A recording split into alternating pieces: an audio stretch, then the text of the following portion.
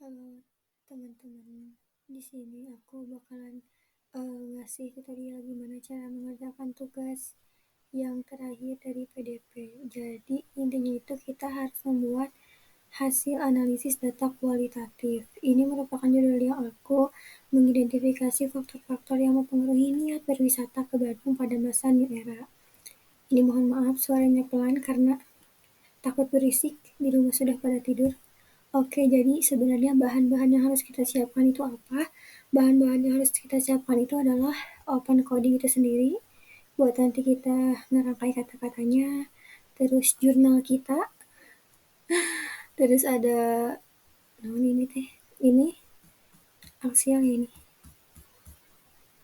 Ya ini aksial codingnya sama ini.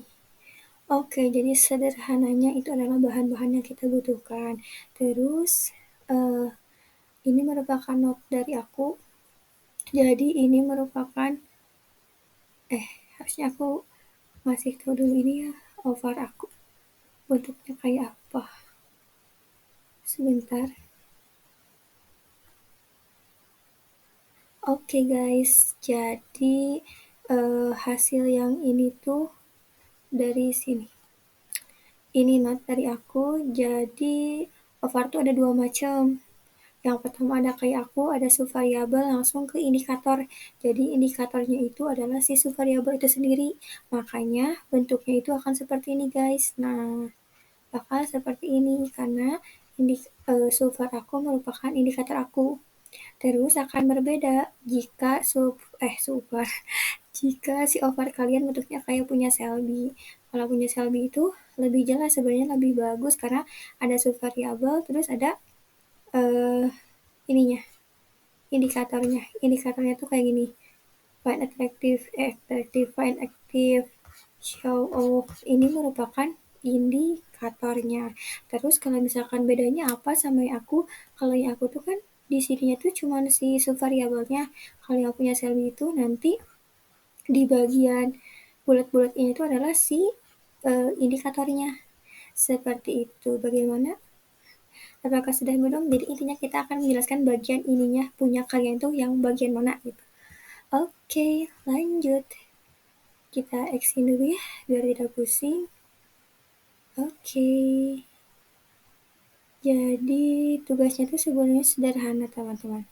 Jadi kita tuh membuat hasil analisis data kualitatif. Ini tuh punya aku. Jadi aku tuh harus menjelasin attitude itu apa, hedonic motivation itu apa, dan ke bawahnya itu kayak gimana berdasarkan hasil wawancara yang udah dilakuin. Nah, gimana cara ngerangkainya itu dalam satu judul ini, attitude harus mengandung definisi, argumen yang menguatkan definisi, kalimat penghubung antara definisi dan argumen dengan kata kunci, penjelasan hasil wawancara, cross atau penguatan, simpulan mengenai subindikator tersebut. Jadi, ini merupakan punyaku. Kita ambil contoh satu aja ya. Ini merupakan attitude. Jadi, aku kasih pengertian dulu menurut ahli, kemudian nanti usah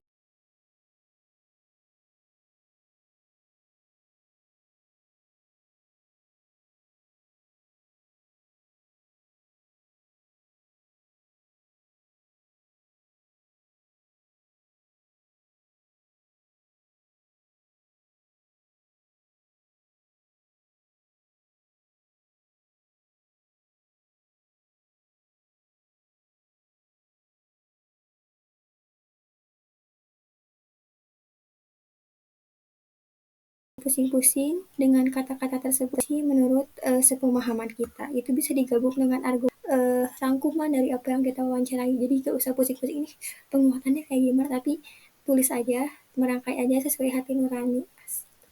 Hal ini sejalan dengan apa yang diungkapkan oleh informan P. Hal ini tuh masuknya ke kalimat penghubung. Terus penjelasan hasil wawancara sekaligus aja guys. Hal ini sejalan dengan apa yang diungkapkan informan P yang mengungkapkan bahwa waktu berdiam di rumah sudah cukup lama dan mesin era merupakan waktu yang tepat untuk keluar dari rumah. Terus ada penguatan kan atau cross. Ini tuh ini nih. Hal ini didukung dari pernyataan informan M yang mengibaratkan seperti keluar dari gua. Nah, itu merupakan penguatan. Terus ada simpulan mengenai sumber atau indikator. Aku selalu menggunakan kesimpulan di sini. Maka dapat disimpulkan bahwa attitude atau sikap memiliki pengaruh langsung yang signifikan terhadap niat perjalanan. Kesimpulan itu bisa diambil dari sini. Kan itu iya teh kan faktor-faktor ini teh kita teh harus melihat seberapa besar pengaruhnya. Makanya kita juga harus nyimpulin bahwa si attitude ini teh seberapa besar pengaruhnya, berpengaruh secara signifikan atau enggak. Oke, kita contoh yang kedua, ini contoh yang terakhir. Ini merupakan definisi terus motivasi hedonis dalam sesi wawancara dengan 5 informasi sangat dipengaruhi oleh tujuan penguatan hasil wawancara dengan 5 orang informan dari 5 menyatakan bahwa tujuan utama cross. Akan tetapi responden P menambahkan jika tujuan utama pergian tidak hanya untuk mencari kesenangan. Nah ini tuh tetap merupakan cross. Cross itu tuh yang poin ini tuh cross tuh kalau misalkan informnya tuh saling menguatkan atau enggak bisa saling bertolak belakang gitu. Aku punya contoh yang bertolak belakang. Mana? Sebentar. Mana ya guys? Bentar. Oke, yang ini nih. 4 dari 5 responden mengatakan jika pertimbangan dari orang lain berpengaruh terhadap bagaimana mereka memutuskan untuk bepergian.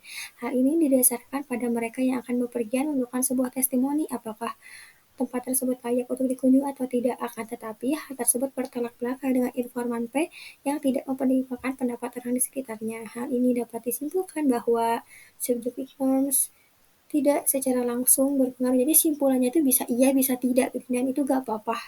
Seperti itu. Jadi intinya rangkai aja sesuai hati nurani teman-teman, tapi tetap harus mengandung definisi yang berasal dari ahli. Bisa dimasukkan atau juga mau langsung definisi berdasarkan pemikiran pribadi berdasarkan hasil wawancara bersama 5 orang informan.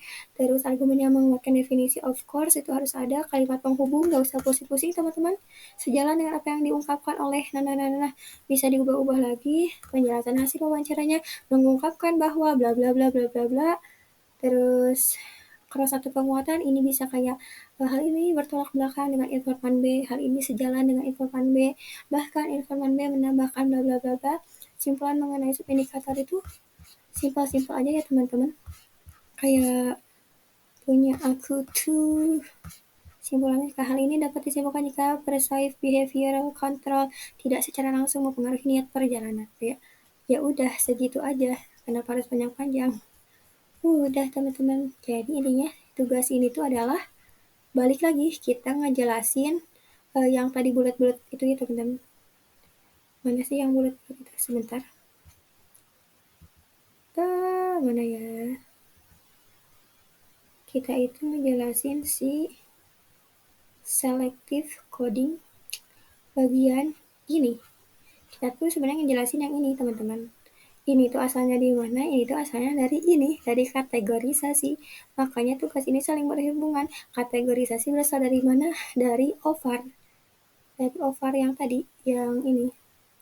Yang tadi ya, yang tadi aku udah jelasin dari awal.